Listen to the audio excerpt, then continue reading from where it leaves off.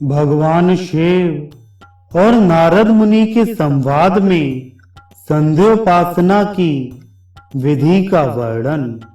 भगवान शिव कहते हैं, नारद, जो कुलीन ब्राह्मण तीनों संध्याओं के समय संध्योपासना करता है, वह समस्त तीर्थों में स्नान के पुण्य का भागी होता है। जो त्रिकाल संध्या नहीं करता, वह अपवित्र है, समस्त कर्मों के अयोग्य हैं। वह दिन में जो काम करता है, उसके फल का भागी नहीं होता। जो प्रातः और सायं संध्या का अनुष्ठान नहीं करता, वह शूद्र के समान है। उसको समस्त ब्राह्मणोचित कर्म से बाहर निकाल देना चाहिए। प्रातः, मध्याह्न और सायं संध्या का परित्याग करके द्विज प्रतिदिन ब्रह्म हत्या और आत्महत्या के पाप का भागी होता है। जो एकादशी के व्रत और संध्योपासना से हीन है, वह द्विज शूद्र जाति की स्त्री से संबंध रखने वाले पापी की भांति एक कल्प तक कालसूत्र नामक नरक में निवास करता है।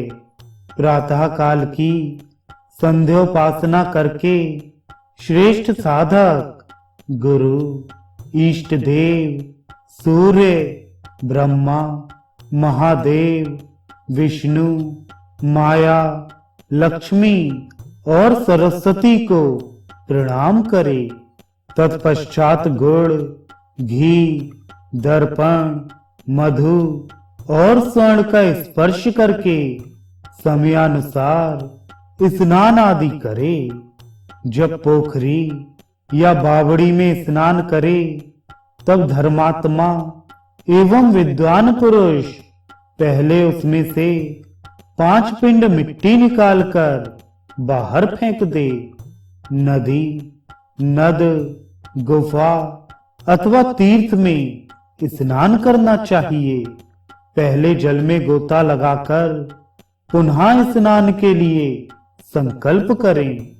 वैष्णव महात्माओं का स्नान विषयक संकल्प श्री कृष्ण की प्रीति के लिए होता है और गृहस्थों का वह संकल्प किए हुए पापों के नाश के उद्देश्य से होता है।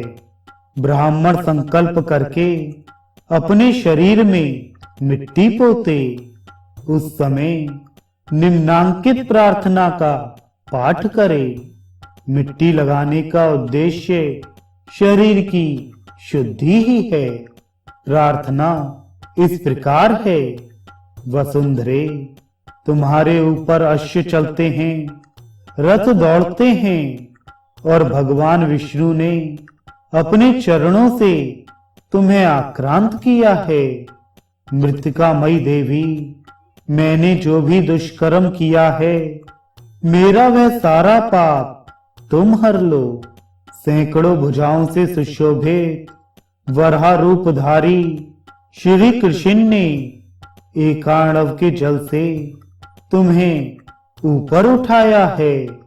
तुम मेरे अंगों पर आरूढ़ हो समस्त पापों को दूर कर दो।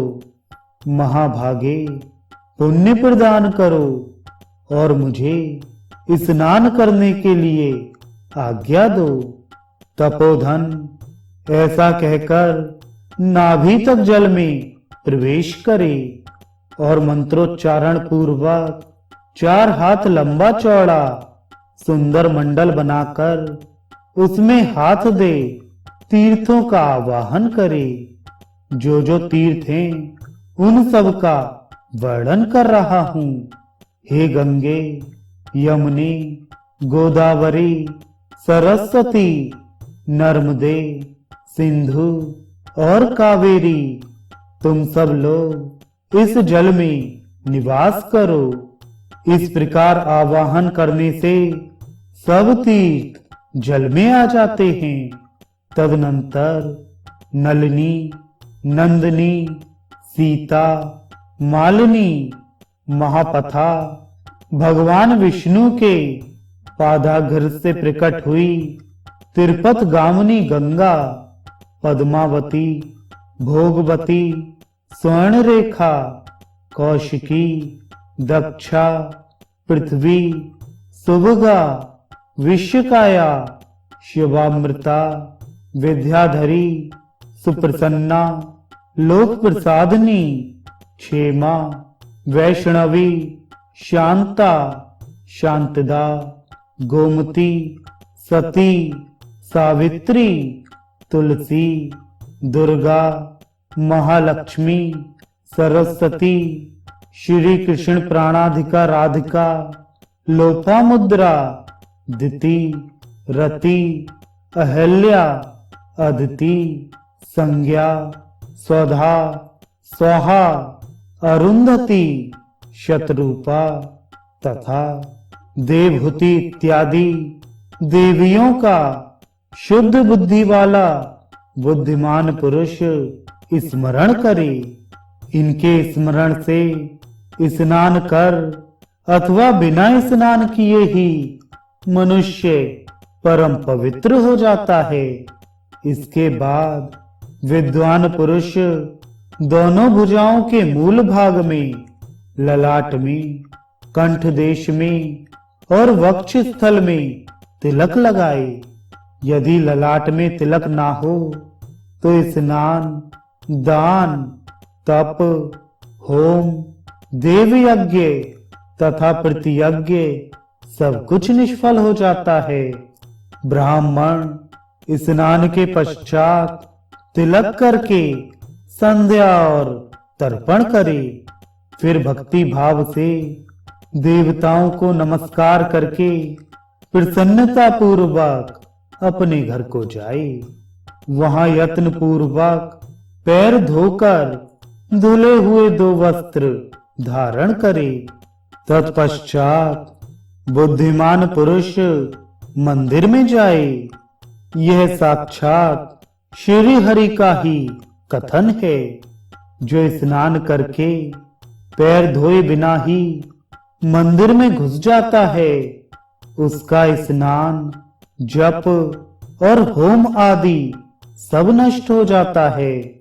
जो गृहस्थ पुरुष पानी से भीगे या तेल से तर वस्त्र पहनकर घर में प्रवेश करता है, उसके ऊपर लक्ष्मी रुष्ट हो जाती है और उसे अत्यंत भयंकर श्राप देकर उसके घर से निकल जाती है। यदि ब्राह्मण पिंडलियों से ऊपर तक पैरों को धोता है तो वह जब तक गंगा जी का दर्शन ना कर ले तब तक चांडाल बना रहता है।